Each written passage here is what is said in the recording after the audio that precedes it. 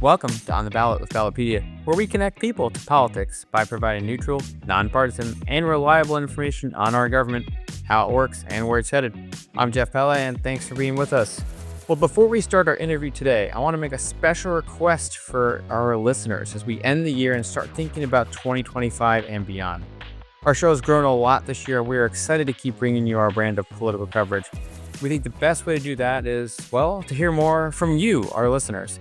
Who you are, what you're interested in, what you like about the show, what you think we should do better, what you want us to tackle. So whether you've been tuning in for a long time or this is your first episode ever, we'd love to hear from you and get your feedback. So you can reach out to us at ontheballot@ballotpedia.org or on X at Ballotpedia, or just leave a comment in the show notes and we'd love to hear what you think or talk to you one-on-one. Okay, so now, thanks for your help in advance. And with that, let's get straight to the episode. So heading into the 2024 elections, there were 23 Republican trifectas and 17 Democratic trifectas in total, which is a historical high of 40 total trifectas. Everyone's been talking recently about the national trifecta we have with President Trump taking the presidency in January and Republicans in control of both chambers of Congress. But state-level trifectas is what we're going to talk about today, what happened in 2024 and what we think is to come in the years ahead. And so I'm joined by Joel Williams, a regular on the show, who's our marquee team expert on trifectas, and we'll talk all about that. So, Joel, welcome back to the show. Thanks for having me. All right, so let's just talk for a second. Why do trifectas matter? Yeah, so trifecta being a single-party government makes it much easier to pass bills. For anybody who isn't familiar with the legislative process, unless you're in Nebraska, you have a House and a Senate. Both chambers have to agree to pass a bill in the same language, then the governor signs it. So in any of those situations, if you have, say, a Republican governor and Democratic state legislature or vice versa, they can veto legislation they don't like or disagree with.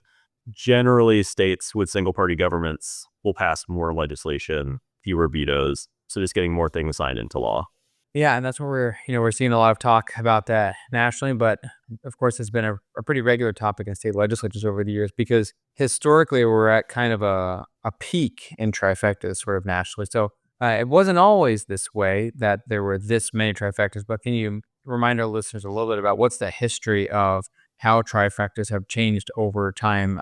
We've been studying them pretty closely since the early 1990s, but what does historical data tell us about how trifectas have changed over the years?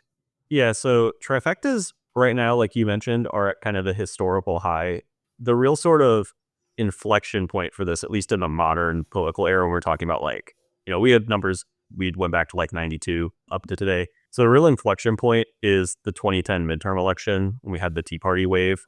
And that's sort of the turning point where you went from majority divided governments into majority trifecta states.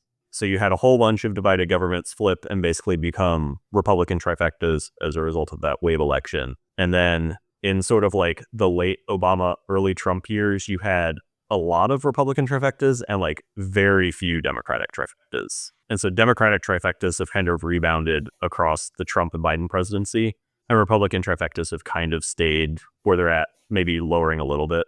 But now we're at the point where it's mostly trifectas and then a third of states are divided governments.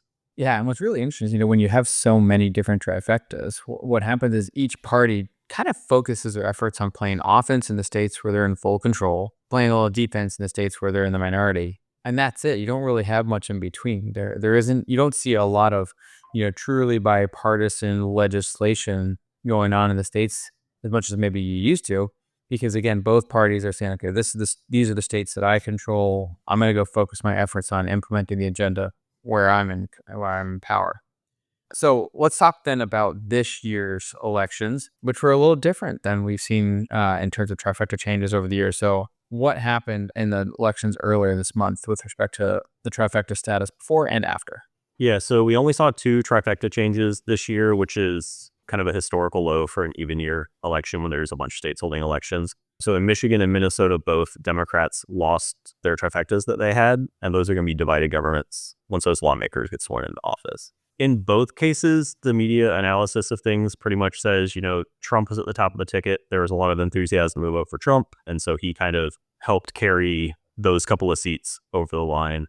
In Minnesota, actually, as of recording right now, we still don't know whether the House is going to be evenly split or be a Republican majority.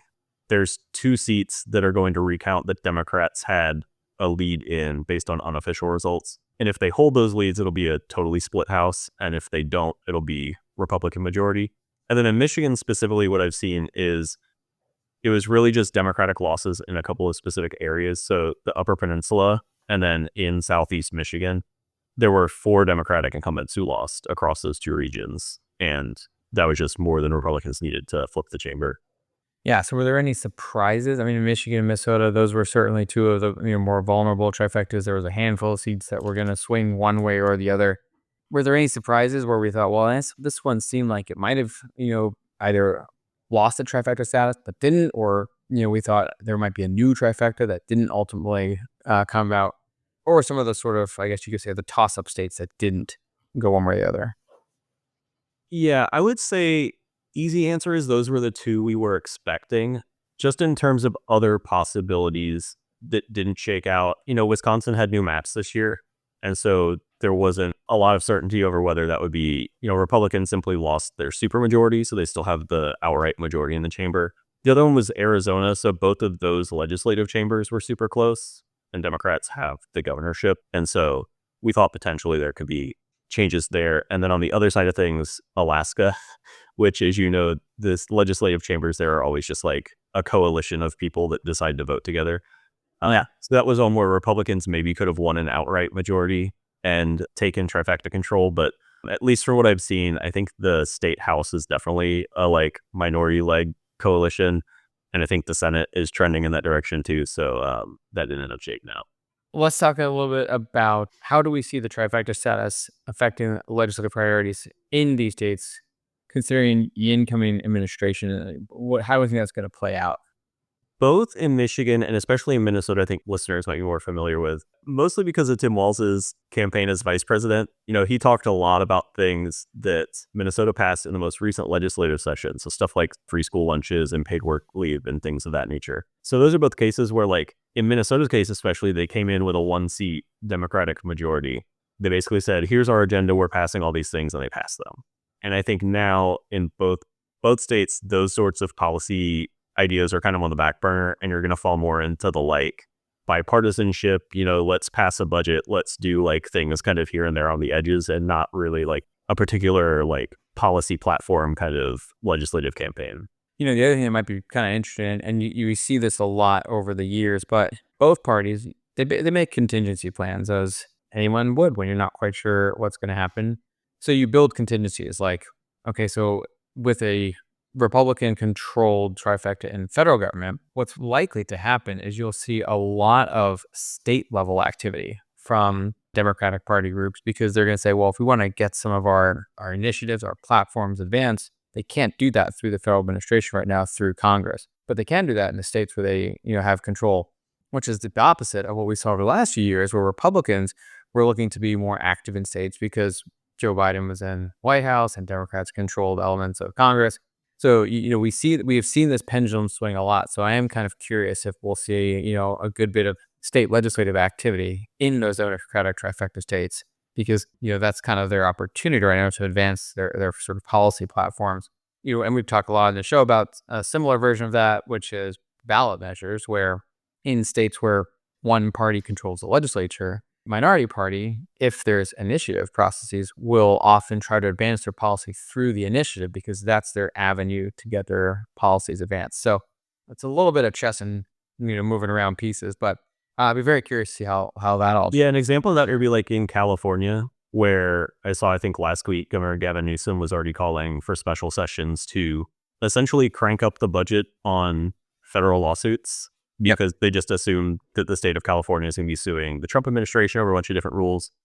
Or in my home state of Illinois, the governor's already talking to the legislature about, what policies do we want to pass and implement that we aren't going to get from the federal government now. So yeah, that's definitely happening. Yeah, exactly. So let's look ahead a little bit to 2025 then. Not very many elections this year, being an odd year, but there are some trifecta situations at stake. So what can voters look for with the elections to come? Yeah, so you've got New Jersey, which is a Democratic trifecta, and that's got everything on the ballot this year. And so we're just going to see, I think the most competitive race there is probably the gubernatorial race, which we don't know anything about really who's going to be running in the general election, but we've got a really competitive Democratic primary there with 2 sitting U.S. House members. So it'll be pretty interesting. And in Virginia, there's a divided government currently. So there's Glenn Youngkin, who's the governor, and he's term limited and can't run again. And then Democrats have control of both chambers of the state legislature. The Senate doesn't hold regular elections, but there's going to be a special election in the spring for someone who moved up into the U.S. House. And so that will determine the control of that chamber, if it stays Democratic or is split. And then the Republican lieutenant governor can cast tie-breaking votes there. And then all of the House is up for election in the fall, and that's also super close. Democrats currently hold the majority there. So I think if you were in Vegas kind of handicapping these different races, like Virginia is definitely the one that is most likely to change, and it can kind of go any direction. It could be Republican trifecta, Dem trifecta, or divided government still. And then New Jersey, I think, is like a pretty far off second, just by virtue of, the legislature is pretty solidly Democratic. And then I don't think there's a real chance they lose the governorship, but it's, it's always an outside possibility. Yeah. And, you said something at the very top, which is the first election after a presidential election is always viewed as kind of a barometer of, okay, well, what are we going to see in the midterms? How are voters reacting to this new presidency? And, Donald Trump outperformed New Jersey in 2024 relative to 2020 by 10 points, which is a pretty big change cycle to cycle. So how does that play out in New Jersey elections next year? New Jersey has historically had Republican governor, Christie Whitman before that. So yeah, we've got a lot of interesting elections to come next year. And then the vast majority of governors are up for election in the midterm cycle in 2026. So much more to come on all of that. Joel, always great to see you. Thanks for your time today. And we'll be keeping a very close eye on these trifectas in months and years ahead.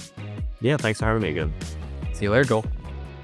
And for our listeners, you can learn more about our election coverage at the link in our show notes. We'll be back next week with another episode. Make sure you subscribe to On the Ballot wherever you listen to podcasts. I'm Jeff Pelley, and thanks for listening.